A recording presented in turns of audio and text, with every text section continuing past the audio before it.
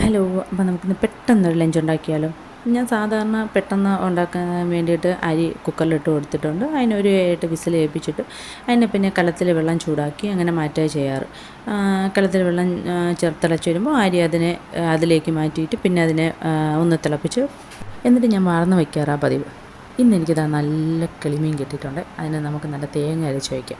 തേങ്ങയിൽ കുറച്ച് ചെറിയ ഉള്ളിയില്ലാത്തതുകൊണ്ട് ഞാൻ സവാള ഇടുന്നു. സവാളയും കുറച്ച് മല്ലിയും മുളകും ഞാൻ നേരത്തെ വറുത്ത് വെച്ചതും പിന്നെ കുറച്ച് മഞ്ഞൾപ്പൊടി, ഉലുവ, വാളംപുളി എല്ലാം ചേർത്ത് നല്ല പേസ്റ്റാക്കി അടിച്ചെടുക്കും. എന്നിട്ട് നമുക്ക് മീനിലേക്ക് കുറച്ച് തക്കാളിയും കുറച്ച് പച്ചമുളകും അരിഞ്ഞിട്ടിട്ട് ഈ പേസ്റ്റാക്കി വെച്ച മുളക് അങ്ങോട്ട് ഒഴിച്ച് കൊടുത്തിട്ട് കുറച്ച് ഉപ്പ് ഇട്ട് കറിവേപ്പില ഇട്ടിട്ട് അടച്ച് വെച്ച് നല്ലപോലെ തിളപ്പിച്ച് നന്നാക്കി ഇച്ചിരി ഒന്ന് വറ്റിച്ചെടുക്കുക.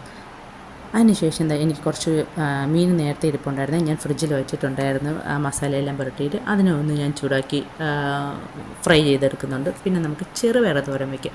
ചെറുപയർ തോരനാകുമ്പോൾ പെട്ടെന്നായി കിട്ടുമല്ലോ. നമുക്ക് കുക്കറിൽ വെച്ച് ഒരു 3 വിസിലാകുമ്പോഴത്തേക്കും പയർ നന്നായിട്ട് വെന്ത് കിട്ടും. അതിനെ ഞാൻ ചീനിച്ചട്ടിയിലിട്ടിട്ട് കടുവിട്ട് കുറച്ച് വറ്റൽമുളകും കറിവേപ്പിലയൊക്കെ ഇട്ടിട്ട് പിന്നെ പയറും പയറിൻ്റെ അരപ്പും എല്ലാം കൂടി ഇട്ട് റെഡിയാക്കി എടുത്തു.